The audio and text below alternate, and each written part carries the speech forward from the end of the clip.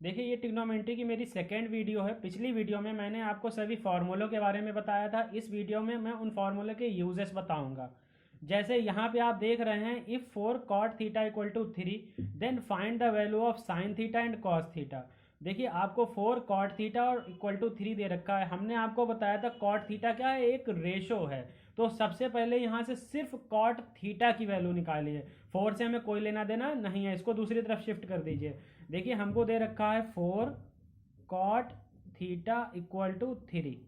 तो हम लोग क्या करेंगे, cot थीटा इक्वल टू 3/4, ये डिनोमिनेटर वाला मल्टीप्लाई वाला डिनोमिनेटर में चला गया। तो यहाँ से हमारे पास एक फॉर्मूला है दोस्तों। देखिए cot थीटा का फॉर्मूला क्या होता है, बीपी की गोलियां आप लोग हर घर में खाई जाती है। तो cot थीटा कितना है, बी और पी।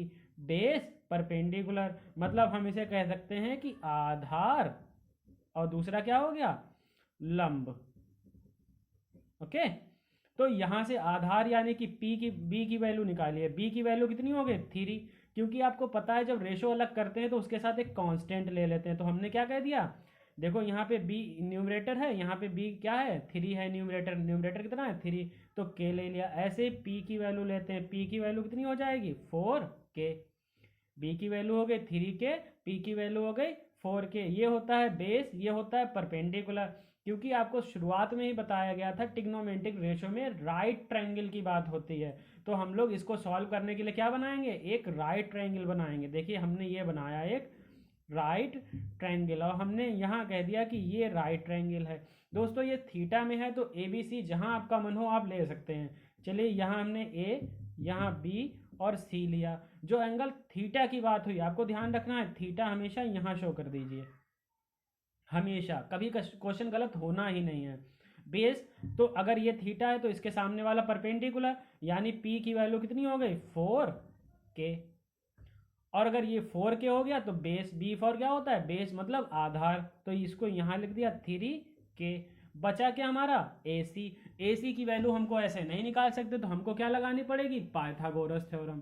तो हम यहाँ पे यूज कर लेंगे using Pythagoras theorem in right triangle A B C. A right triangle C A B. Hindi में लिखना चाहें ऐसे लिख सकते हैं, समकोण त्रिभुज सी ए बी में। भाई पाइथागोरस थ्योरम क्या होती है, परपेंडिकुलर मतलब कर्ण। कर्ण क्या होती है, 90 के सामने वाली साइड। 90 के सामने साइड कौन सी है, देखो ए सी है। यानी कि हमने क्या कर दिया, ए सी स्क्वायर। इसके बाद हमारे पास एक साइड बची है, एक ये बची है, बस दोनों का स्क्वायर करिए, प्लस कर दीजिए। मतलब हमने पहले लिख दिया ए बी स्क्वायर, कुछ भी लिख सकते हैं क्योंकि प्लस है, कोई टेंशन नहीं है। बी सी स्क्वायर, अगर हम लोग लिख देते B C square plus A B square तब भी गलत नहीं होता। ए बी की वैल्यू कितनी है, 3 के, इसका स्क्वायर कर दिया, प्लस बी सी की वैल्यू कितनी है, 4 के, इसका भी स्क्वायर कर दिया। भाई सॉल्व कर लो, देखो 3 का स्क्वायर 9, और साथ में के स्क्वायर, प्लस 4 का स्क्वायर 16, और साथ में के स्क्वायर। तो हमारे पास कितना आ गया, देखो 16 और 9, 16 और 9 कितना हो जाता है, 25, साथ में के स्क्वायर। यानी ए सी स्क्वायर की जो वैल्यू आ गई है वो आपकी कितनी आ गई, 25 के स्क्वायर। और 25 किसका स्क्वायर होता है, 5 का। तो हमने लिख दिया 5 के। तो ए सी की वैल्यू आ गई हमारे पास। अब उसने हमको एक फिगर दे रखा था, जैसे देखिए ये फिगर है। इस फिगर में ए सी की वैल्यू हमको नहीं पता थी।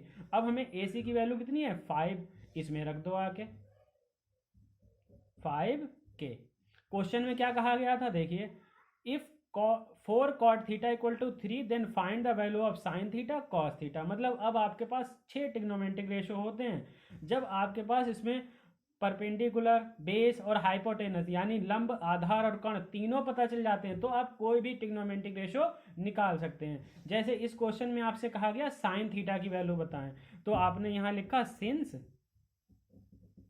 साइन थीटा क्या होता है, देखिए हमने आपको याद कराया था पी एच। क्या होता है, पी एच। पी फॉर लंब यानी परपेंडिकुलर, और एच फॉर कर्ण यानी हाइपोटेनियस। ठीक है, लंब मतलब लंब क्या होता है, थीटा के सामने वाला लंब होता है। थीटा ये रहा, इसके सामने 4, तो वैल्यू हमने लिख दी 4 और साथ में के। कर्ण कितना है, 90 के सामने वाला कर्ण होता है, मतलब कितना हो गया 5 और के। सेम वैल्यूज थी वो कट कर दी, आंसर कितना आ गया 4/5। तो साइन थीटा की अगर कोई वैल्यू पूछेगा तो हम कह देंगे 4/5 हो गई, जो क्वेश्चन हमको गिवन था। दूसरी वैल्यू कौन सी पूछी थी, कॉस थीटा की। भाई साहब कॉस थीटा की वैल्यू देखो क्या होती है, फिर से हम लोग फार्मूला लगाएंगे, since cos theta equal to क्या बताया था आपको, बी एच। क्या होता है, बी एच, बी फॉर आधार यानी कि बेस, और एच फॉर कर्ण हो जाता है। तो बेस और कर्ण हमारा हो गया यहाँ पे। चलिए भाई बेस कितना है, अब हमारे पास फिर से ये फिगर है ना, इस फिगर के सामने वाला लंब है, मतलब परपेंडिकुलर है, और जिस पर ये परपेंडिकुलर है वो क्या है हमारा, वो हमारा बेस है। क्योंकि आपको ध्यान रखना ये दोनों बेस और परपेंडिकुलर है, ये हमेशा हाइपोटेनस है, क्योंकि 90 के सामने वाला हमेशा हाइपोटेनस है। तो जिस पर ये 90, देखो ये तो कंफर्म है, ये क्या है हाइपोटेनस। तो ठीक है, ये परपेंडिकुलर हो गया यानी लंब हो गया, बचा क्या, ये हो गया आधार या फिर बेस कह लें। तो इतना कितना हो गया 3K।